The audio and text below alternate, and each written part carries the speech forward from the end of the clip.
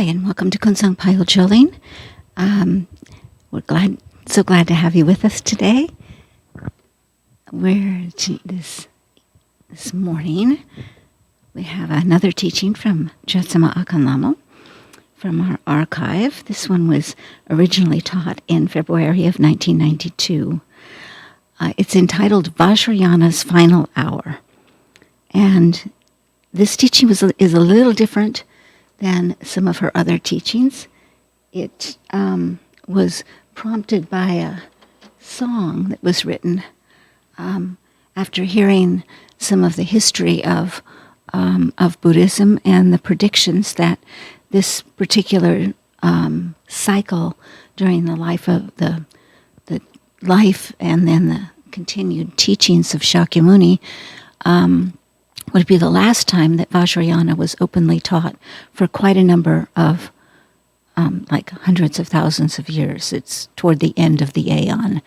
So the following Buddhas would not have Vajrayana as a main practice teaching. It would be taught more in secret and for small groups. And this is the teaching that we practice here, and it is the one that that does offer the opportunity, if practiced deeply, to bring about enlightenment in one lifetime. And if not one, a very short number, less than 10. So I offer you this teaching, and, as an inspiration for your practice. So we'll begin.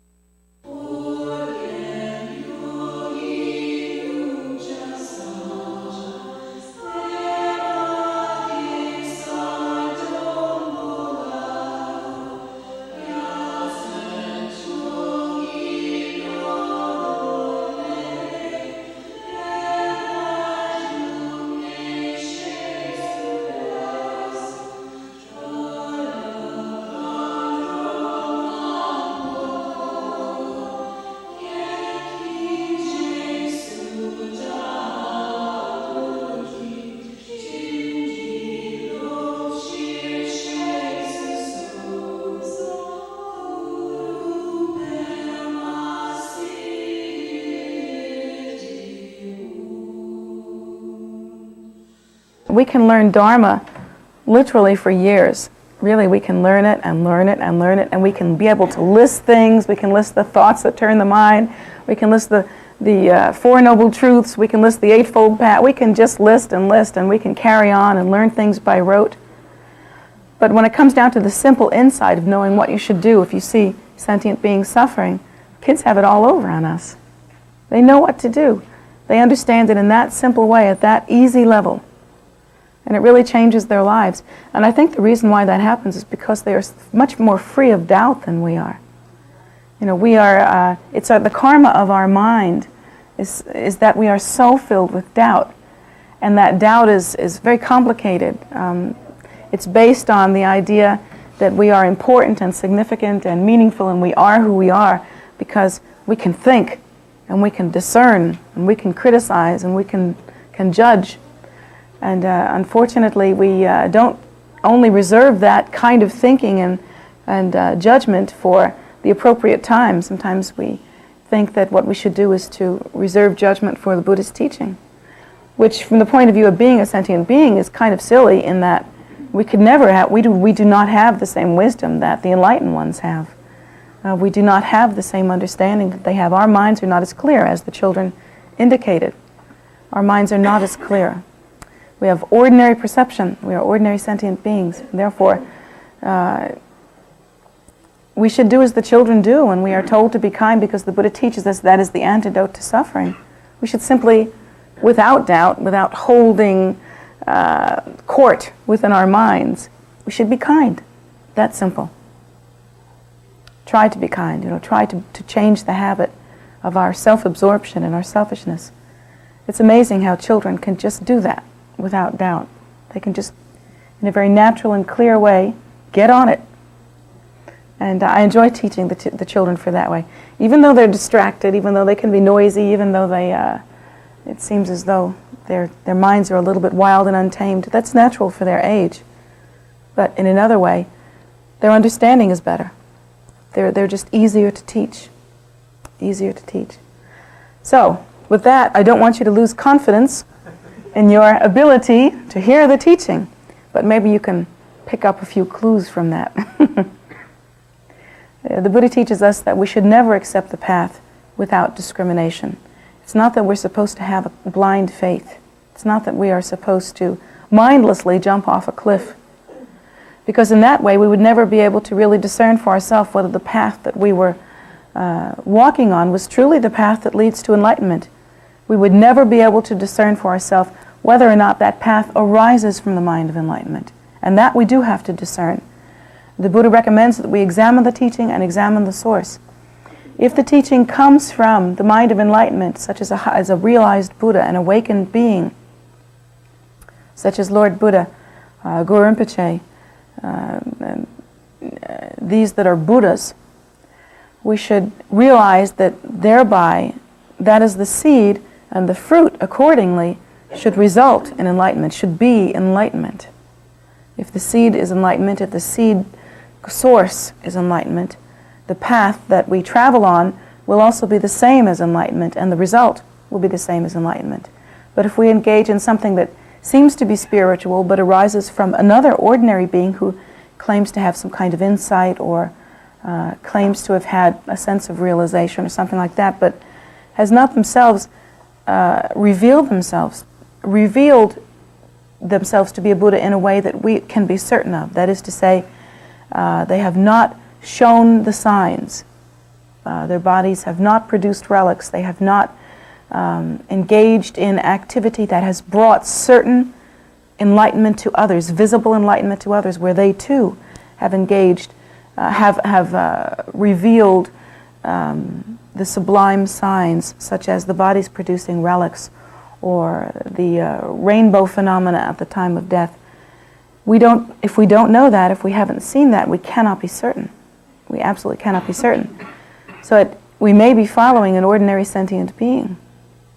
And in that case, if the seed is ordinary, then the fruit will also be ordinary. That is most certainly the case.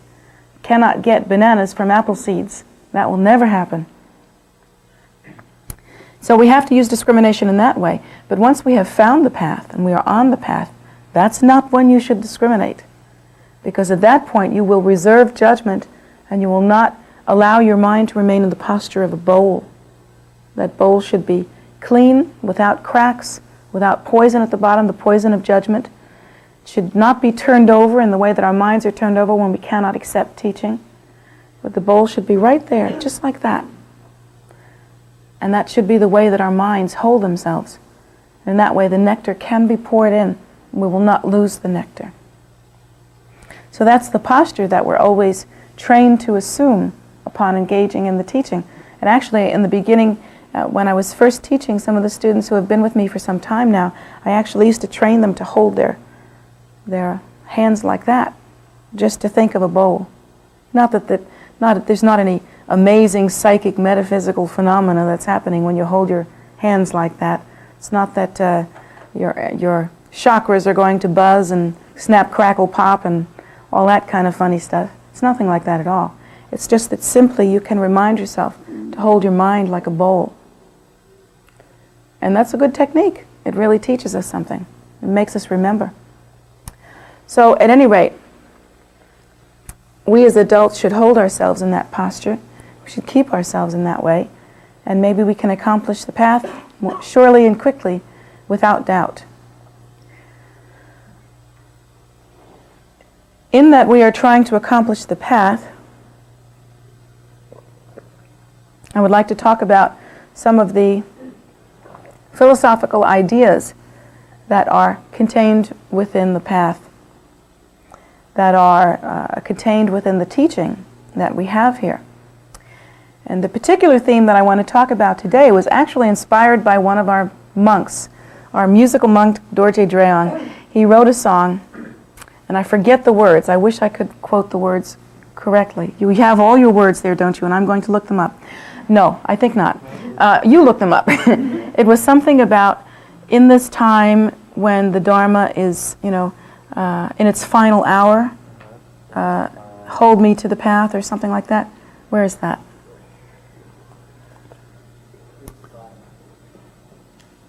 Right. How long have I waited for your arrival? How long?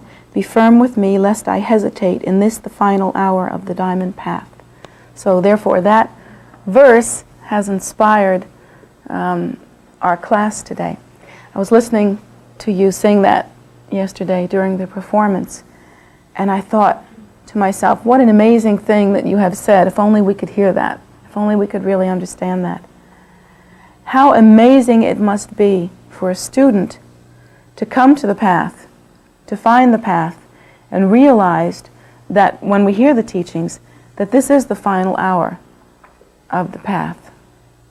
In the sense that while the Buddhist teaching has been around for a long time, at least 2,500 years that we can count, and there are some different opinions as to how long ago the actual traditional Buddha that we think of when we say Buddha, Shakyamuni Buddha, how long ago he actually lived. But let's say 2,500 years ago. These teachings have been propagated for 2,500 years. They have been kept purely. The teachings have never been lost. They have never gone underground. They have been kept word for word. There's an unbroken chain.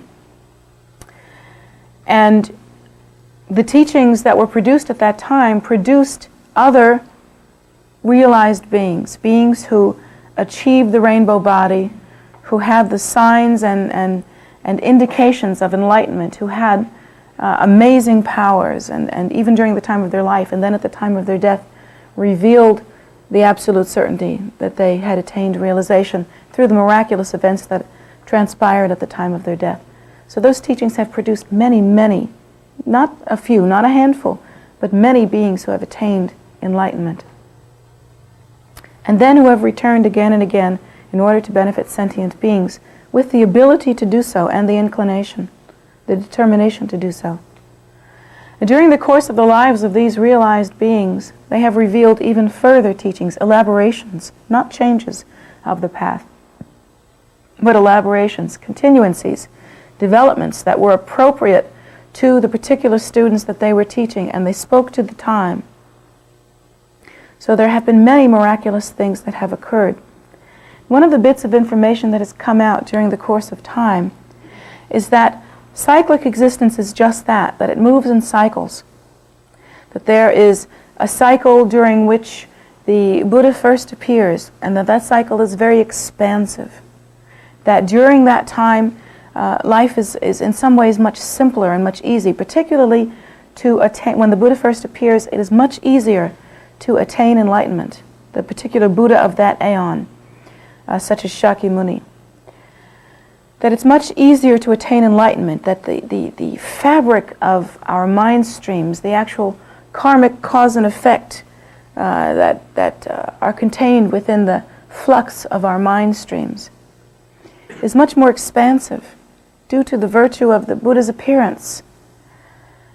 That one can achieve realization, and I've even been told that during that time the Buddha would give some teaching, and there are many stories of this. The Buddha would give some teaching, and suddenly a being would attain arhathood, which means that they would move very close to enlightenment.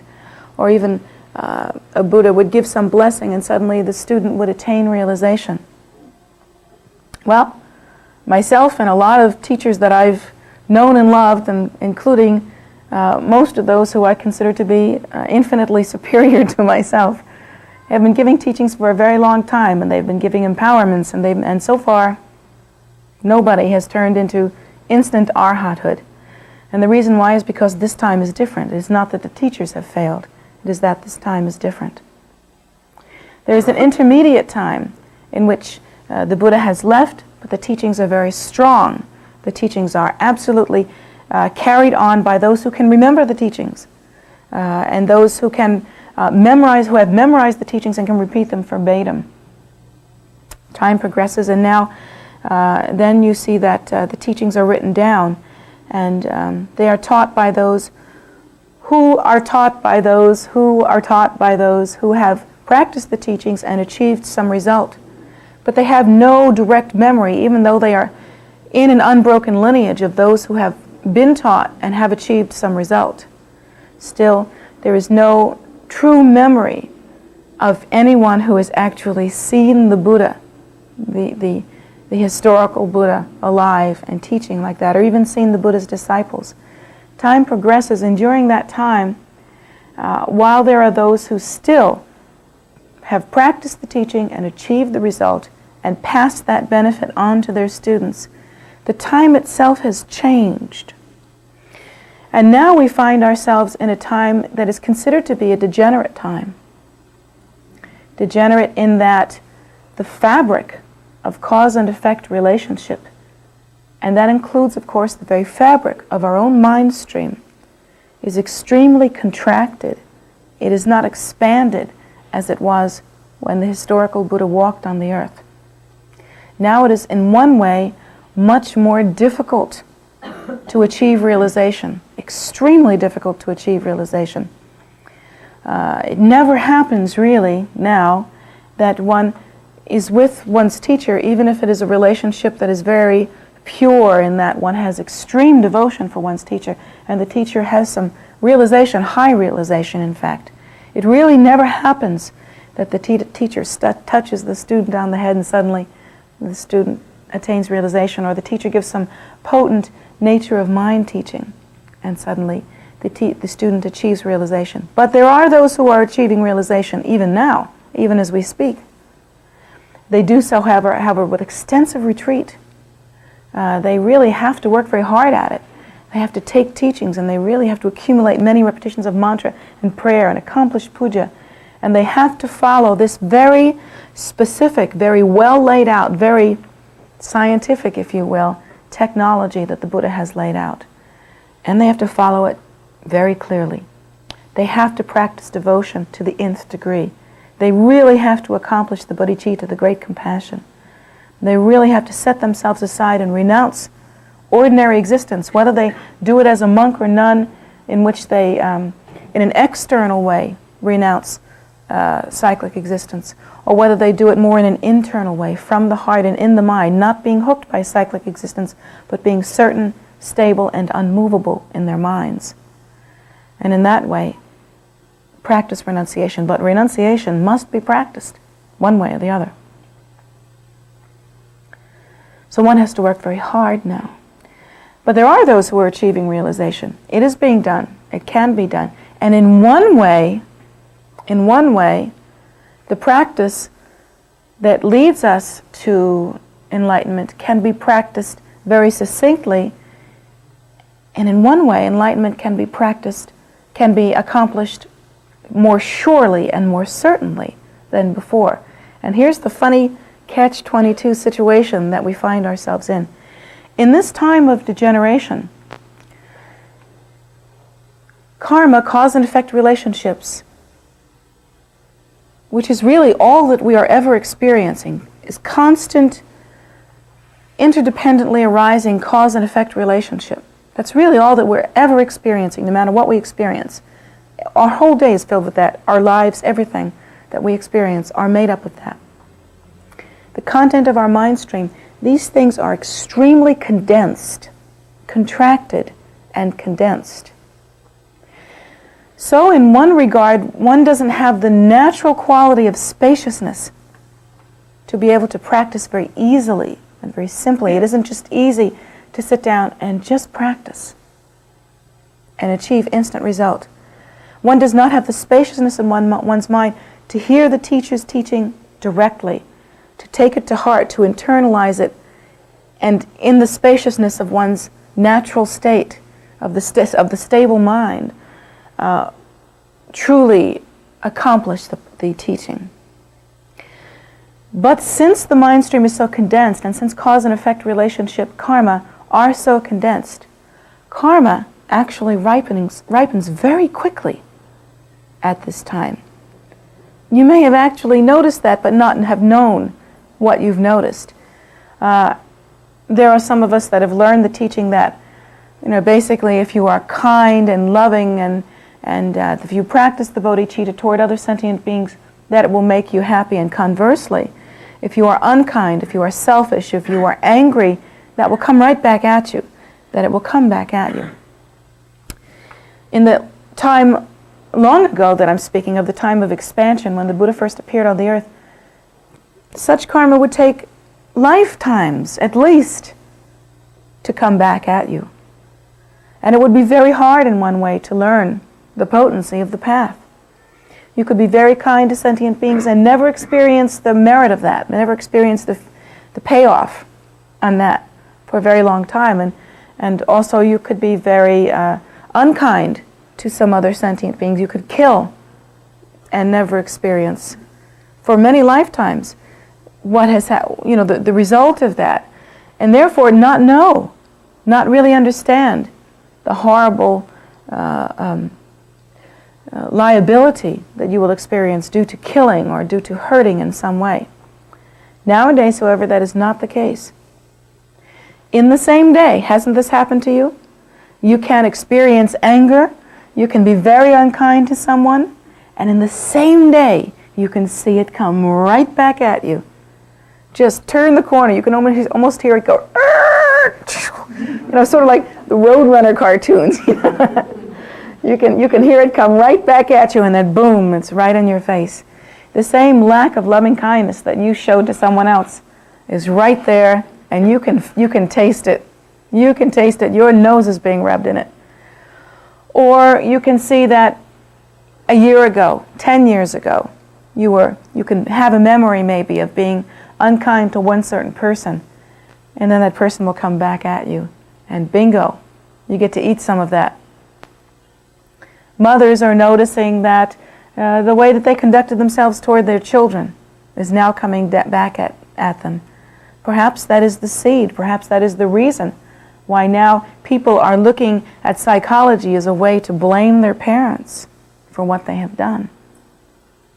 Instant comeback, instant karma. It wasn't that way before. It really wasn't that way. If we kill bugs mindlessly, it may very well come about that the killing that we do, bugs, animals, if we are killers that kill other people, hopefully none of you are. Don't pull out the chainsaw now, please. There are too many of us here. If any of you engage in activity like that, you may notice that your life stream is that you're weak. There is a weakness. It's hard to find the statistics that actually prove this, and sometimes a thing will not ripen in this lifetime. It will in fact ripen in some subsequent lifetime. But maybe we should take a survey. Let's check out the bug exterminators and find out, do they develop sicknesses later on in life? Maybe we think it's due to the chemicals they've been exposed to, but maybe not. Maybe those who have participated in war and in killing have some difficulty, some terrible difficulty due to the war. Is it due to the chemicals that they've seen? Is it due to the experience that they've had or the trauma? Or is it the karma of the situation? Nowadays, karma comes back much more quickly. The benefit here, and there is a benefit, there is a good news here in this thing that I've just told you. That is that the benefit of the practice comes back much more quickly. Much more quickly. It used to be that one could practice and it would take endless lifetimes to achieve result, unless one were to practice in such a way that it really occurred just perfectly. The mind were stable, the mind were clear, and such as that, and without distraction. But now, if one practices really intently and with fervent devotion, and devotion is the key here, one can achieve the fruit, can eat the fruit of one's practice, if not during the course of one's life, then at the end of the life. That at the intermediate state, in the bardo state, one can simply awaken to the nature by recognizing the fruits of one's practice. If one were to practice extensively the generation of the deity, which is one of the practices that we practice here, one of the kinds of practice that we practice here, then in that way, at the time of one's death, when the Buddha nature reveals itself to us as the elements dissolve, one will perceive that Buddha nature as the display of the deity and recognize that nature accordingly, and that will be eating the fruit of one's practice. Having recognized that nature, one will awaken. And so the turnabout of one's practice can be accomplished much more easily. Now, this particular practice that we teach here is called Vajrayana. We are in the tradition of Vajrayana, and particularly in the Nyingma school. The Nyingma school is called the school of the ancient ones. Nyingma means ancient ones. And they are the first school of teaching, of revelation that first came out when Guru Rinpoche came to Tibet to deliver the path. But this particular kind of teaching, this path, this Vajrayana path, Guru Rinpoche actually taught a portion of it while he was there in the physical body, but then when he left, he and his consort, Yeshe Tsogyal, buried many elements of the path, buried teachings in the future. He buried the teachings in the mind of his close disciples. He buried some of the teachings in water, and some of the teachings in rock, and some of the teachings in the air. And then he wrote down predictions. He gave predictions as to when those teachings would actually be revealed. Over time, all of those predictions have come true. Every one of them. And every time a Tertan or treasure revealer came to be born and actually revealed a cycle of teaching in the perfect way that they did, that teaching was revealed according to prophecy. One could always look at prophecy. It was always prophesied that a certain tulku or reincarnate one would be born at a certain time and would reveal teaching in a certain way. As in the instance of Tertan Migyur Dorje, whose teachings we practice here. At the age of, I believe, 9, he gave his first indication, and at the age of 12, he was revealing full-length Dharma revelation, that is to say, those books there, a whole cycle of them, many, many volumes of revelation, having within them how to practice the deity, the information on the deity, the way to accomplish the very beginning Ngundro, our preliminary practice, through generation stage practice, all the way to the Dzogchen practice, the great completion practices. And he revealed them without flaw, even though he was not educated yet and could not read or write. He revealed them in that he saw the meditational deity appear from in the sky, and he would reveal volume after volume after volume flawlessly. And no change was needed. No modification of any kind was needed. His teacher would have to follow him around, even to the bathroom, because it was never known at what time he would simply see the deity and begin to spout the doctrine. And the teacher, basically at that point, was a secretary, had to write it down, write down the teaching, and catch every drop of the nectar. That child was prophesied. It was prophesied who he was the incarnation of and how he would appear and in what land and under what conditions. Often it is indicating what flowers will be blooming at that time. That's how specific the prophecy is. And it always comes true just that way. At other times there have been indications that at a certain time out of a lake would be revealed a terma or a hidden teaching, and that a certain either dakini or a certain lama should be at that place at that time, and then the teaching would be revealed. It would always coincidentally be that that lama or that dakini would be moved to go to a certain place at a certain time, unknowing that they were the one, would have a dream or an insight or a knowing, and at that point would gather at that lake where others had gathered, knowing that something was going to happen. And in the eyes of many, some great marvelous, sublime ritual object or precious blessing object would come forth from the lake and just be held in the hands of that treasure revealer. So many things like that have happened. I've seen such objects, miraculous things, just miraculous things.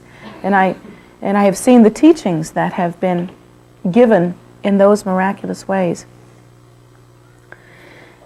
These teachings were revealed in just that way, and they were kept for this latter day time, meant to be revealed at a later date, long after the time of Guru Rinpoche.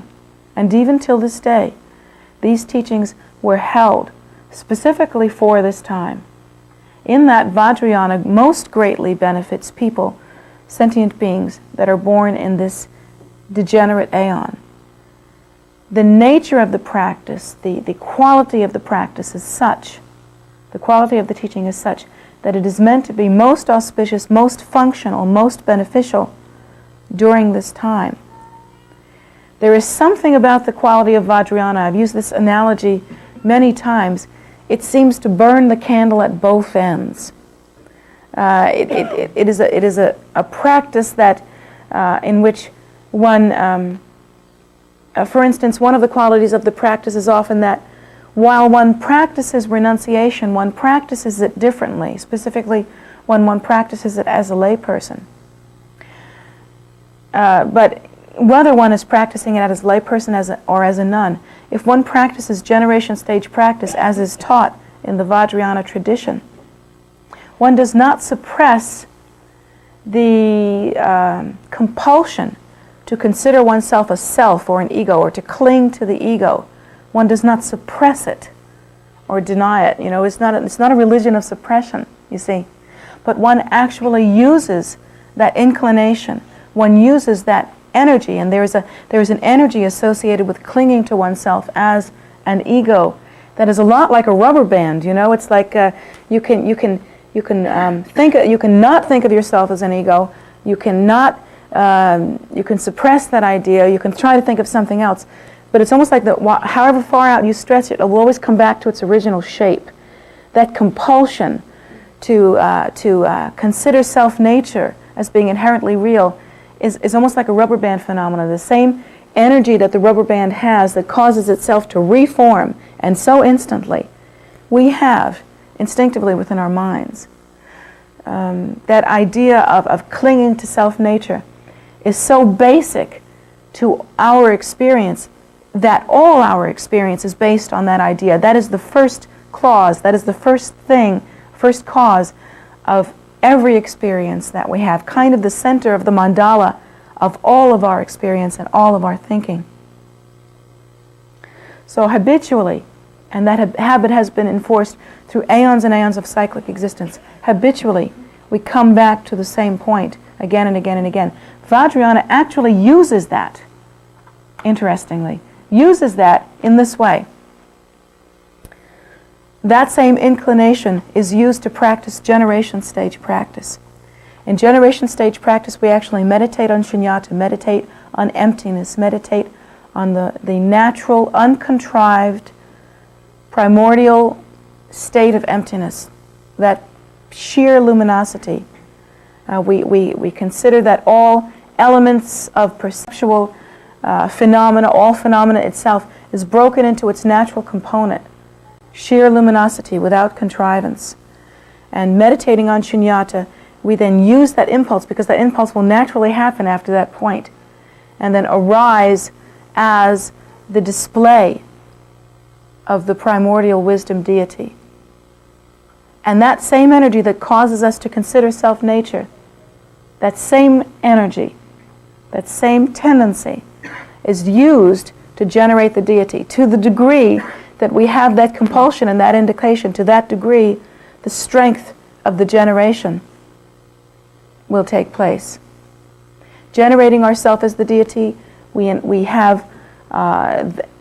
generate that pure display, having all of the pure qualities of the deity. Not having the qualities that we habitually have as ordinary sentient beings. We practice encompassing the pure qualities of the deity. Arising from emptiness, we generate the bodhicitta. Arising from emptiness, we generate, even if it's a wrathful deity, we generate the wrathful display that is the cutting off of the ordinary ego. We generate the pristine nature, but in such a way as to be a phenomenal thing. It is a show, it is a display. It is visible to our eyes and our consciousness. And thinking in that way, we use the very energy that causes us to cling to self-nature to accomplish realization. Vajrayana has that unique quality. Can you see what I'm talking about when I say that it burns the candle at both ends? We use what we have, that fire, that passion, even the desire, even the ego.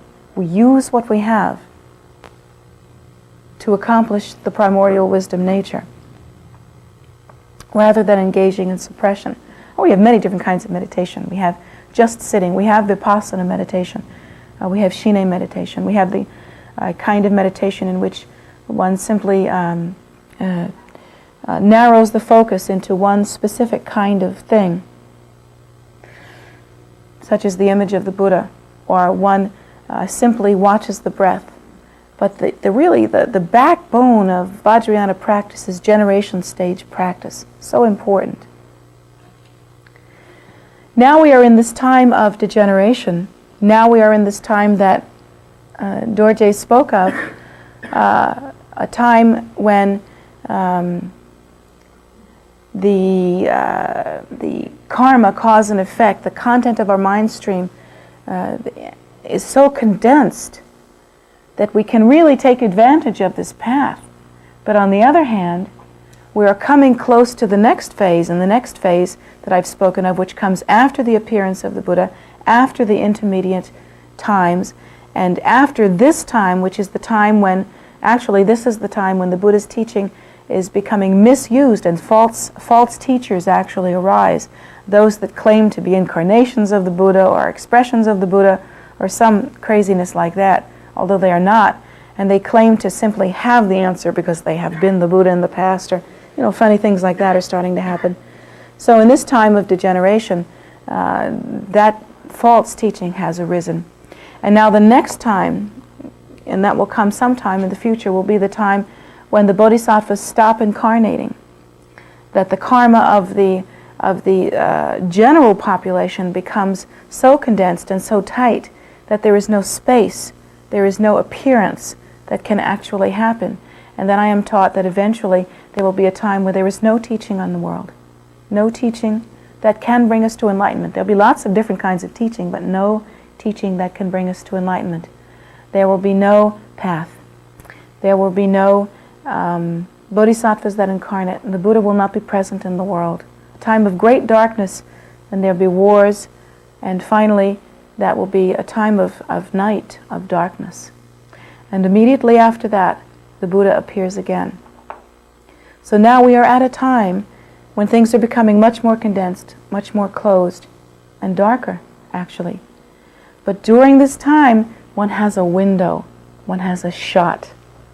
Things are lining up so that if one were to practice sincerely now, and to practice an actual technology that can lead to enlightenment, that has led to enlightenment, and has brought disciples repeatedly to enlightenment, if one were to practice that with fervent regard, with strong devotion, with faith, in a pristine and pure way, an undefiled way, then one could achieve the auspicious result.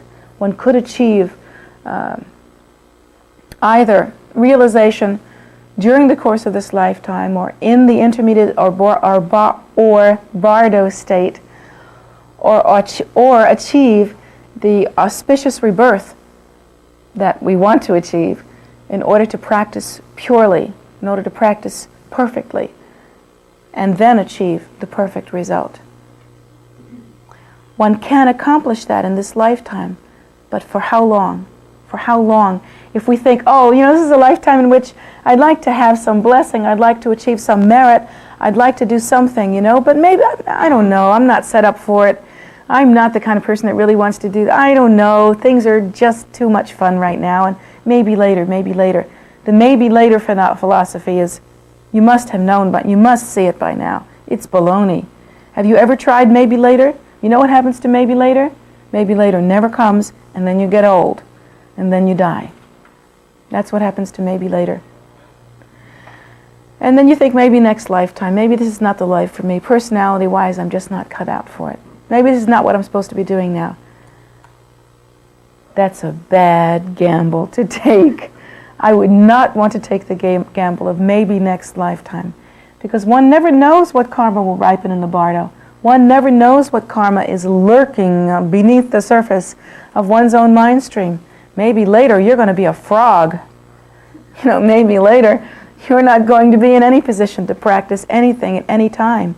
Even those who have achieved the auspicious result of being human, humans who can practice the path. How many can, really? How many have actually seen the path and have the auspicious occasion by which to take the path? So how amazing it must be for a student, such as having the experience such as Dorje has voiced, to come to the path, to have everything line up, to have a teacher that you can relate to, that you can understand, who can give you the path, who can provide for you the necessary components of the path and the blessings, and to teach a path that brings the auspicious result. And to be able to, for one's consciousness, to be able to contain it. There's nothing defective about oneself. When Dorje finds that he is intelligent. Dorje finds that he can make a decision. Dorje finds that he can practice. Dorje finds that he has faith and that he has devotion. Dorje and anyone like him would be a fool not to take full advantage of it, to actually practice the technology. Not just to talk about it, not just to be on the periphery, not just to be a peripheral practitioner, sort of out there somewhere, not just to hear it and go away thinking, wow, pretty neat. Not just to be affected by it. Who cares? Practice it. Practice it. That's the difference. The technology is the difference. He would be a fool not to take full advantage. We would all be fools not to take full advantage. How ridiculous. In this time, when the Dharma can really bring fruit in some amazing way that ripens so quickly, in this time, when it is almost too late, this is the time that we should take advantage of. No better time than this. There is no better time than this. Particularly to meet with the path, this Vajrayana path that has some specific element that is meant for this time, meant to bring the benefit of this time. How astonishing that we have come to this point, and how ridiculous not to take advantage. How many times have you found yourself during the course of your life being faced with some bountiful feast of one kind or another, and find yourself taking the posture of being a peasant, eating only the crumbs of that feast? Haven't you done that to yourself before? Haven't you experienced something wonderful or beautiful and not taken full advantage of it? Such as in a love relationship, for instance. Perhaps love was held out to you and you didn't take it. Why? Because you didn't know. You didn't have the habit of it. You didn't know how to. Didn't have the skill. Didn't think you were worthy. Just couldn't make yourself move forward. Or maybe you had some opportunity to take a career move or something very mundane like that, and you were not able to really take advantage of it. How many times have we made that kind of mistake? You know you have the habit of it. You know that you do. How many times have you missed out because you didn't know how to take a hold? You found yourself dancing on the sidelines, just holding back, just not knowing how to take advantage. How many countless times have you done that to yourself? Made yourself a beggar, a pauper, in the midst of a bountiful feast. And isn't that what's happening now? Aren't we doing that again? Aren't we in the midst of a feast, a bountiful feast, by which we can actually help ourselves? We hold this feast in our hands, a precious jewel that it takes endless lifetimes to find. Endless lifetimes to find. An unbelievable ripening of cause and effect relationships to find this precious jewel. And now we hold it in our hands and we just go, don't know what to do.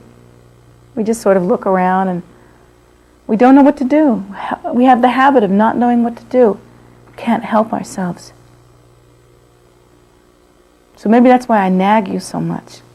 Help yourself. Take a hold of it. Use it. This is a precious time. It can work for you now. You're standing at the threshold of the door of liberation, looking at the very deliverance, looking at the very mind of liberation, looking at the very nature of liberation. You look at the very face of Guru Rinpoche. You look at that every day. You see that. Guru Rinpoche is touching you in your life. Lord Buddha is touching you in your life. That nature is revealed to you. And you cannot see it because you have the habit of being a beggar at a feast. You have to stop that now. You have to wake up. You have to get a hold of yourself and take yourself by the hand as though you were your own best friend or your own mother. And as though you were your own mother, teach yourself how to eat. Teach yourself. It won't feel right to you at first. You don't know how to work hard spiritually. You don't know how to do that. You don't know how to do what's good for you. You want to do what seems to be the best thing. And what seems to be the best thing is to do what you're used to. Hang out under the table of the banquet and open your mouth trying to catch a few crumbs. That's what feels natural for you. That's what feels good because you're used to it. But instead you must take a hold of it. Sit at the table like the king or queen that you are and eat the feast. If it is yours, if you can do it, eat the feast. There will be no better time. This is the best time for it. All of the auspicious circumstances are lining up for you. It doesn't get any better than this or any easier in one way. And you have somehow miraculously met with the path that produces the auspicious result. Take advantage of it. Allow yourself to experience what Dorje experiences when he expresses the joy. How could I not take advantage of this? How could I not see what a blissful encounter this actually is? And I think it is in that same song that it is expressed the thought that he asked the teacher, be hard on me. Take me by the scruff of the neck, basically. I'm paraphrasing, of course. And shake me into it. Be hard on me. Don't let me get away with it. Take me, lest I forget to be the king that I am. So that's our teaching for today, and I hope that it is beneficial to you. Please use it. If you don't use it, it's useless. It's relatively inexpensive and relatively unimpressive entertainment. You'd do better to go see a movie. Please take advantage of it. When I say something like this to you, it's with the idea, the concept of concern for the well-being of sentient beings for you, that you can take advantage of this opportunity. You can do what you can to benefit yourself, and also so that you can accomplish that ultimate compassion I was talking about to the children, by yourselves becoming bodhisattvas or Buddhas, so that you can return again and again and again for the others. I'm only speaking to you. I and other lamas cannot find the way to speak to the others who do not have the karma to hear about the path, but someday you will. There are many that you have connection with that I have no connection with. Many that you have connection with that other lamas do not have connection with. Maybe they're animals now. Maybe they are people. Maybe they are non-physical at this time, and they're not even here to hear it. But in some future life, those that you have karma with will come to that moment, and you will be their only hope. They will have hopes of you. Will you be ready, or will you have missed the brass ring? That's the other reason why I'm trying to make you hear this, for their sake. It's kind of like casting a great net out into the ocean of suffering and bringing them up, lifetime after lifetime. How magnificent. How perfect. Thank you for coming today. Thank you for listening. Again, please try to use, if you wish to practice, if you wish to learn how to practice, the way is made clearer. Start with a 7-line prayer. Come and receive teachings on how to practice preliminary practice. And begin now before it's too late.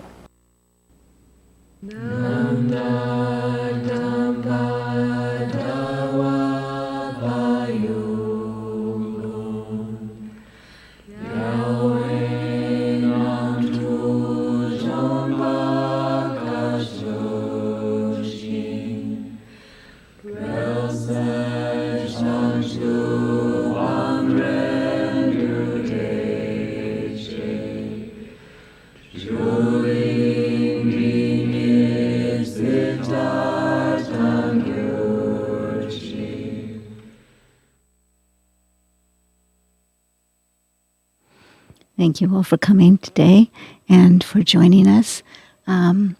We're really glad you did, and we're always glad to see you. We hope to see more of you in person as slowly, as we gradually open the inside of the temple. But as you may know, we've been open outside for the whole time of the pandemic, and there's so much to do here outside that it's wonderful. We have just started to open the inside of the temple from 11 a.m. to 4 p.m. on weekends. So we do have visitors here in the prayer room and able to come in and make offerings and, connect with that nature and, meditate here. And we hope that you will take advantage of that opportunity as well. It's... but we have continued to do online, lots of offerings from here, Wednesday evenings at 7:30 and 11 a.m. Sunday morning, as you just experienced. We have teachings by Jetsunma from the past 30-some years of teachings. And there are many to choose from, and we hope you find them to be really helpful in your life. In addition, the second and fourth Sundays, Tira comes and teaches. She teaches online on Zoom. On Facebook and on YouTube at 5 p.m. on Sundays. Those twice a month. So that's also really, really wonderful teaching. She is Atira's daughter and heart student and has many of the same teaching qualities of directness and easy accessibility that Jetsunma has, as well as humor, something that always helps.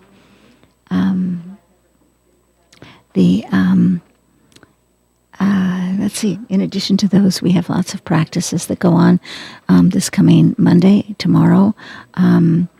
It will be a long practice day. There'll be a Naga practice at 7 in the morning, and then later in the day we'll have our regular accumulations of the 3 roots, and then in the evening, because it is Guru Rinpoche Day, we will have the Rigzin Dupa Soak, and all of these are available to you on Zoom. You can find out how to get to us and how to join in. If you go to our calendar, if you go to www.tara.org, which is our website, and you go to the events tab across the top, and under that will be a calendar. And you can look on that calendar, see what practices and events are happening, and click on it, and it will tell you how to get to it. So that hopefully will give you some tools to use in day-to-day practice. If you choose to make an offering to Jetsunma on the occasion of receiving a teaching, you can do so, and she will receive it directly. It's her PayPal address is jetsunmagift@gmail.com, and that helps strengthen that connection and helps you deepen in whatever what was that you heard and connected with. So if you wish to take advantage of that, we encourage you to do so. Otherwise, please come visit us if you can, if you're in the area. We do have so much going on outside with the various meditation gardens and statues and stupas and now a wonderful array of farm animals that are so much fun to pet. And there's pigs and chickens and turkeys and geese and most of us have never met those guys, and they're a lot of fun. So please come. Know you're always welcome, and we will catch up with you soon. Hope to see you next time. In the meantime, be safe. Know we love you, and we're here for you.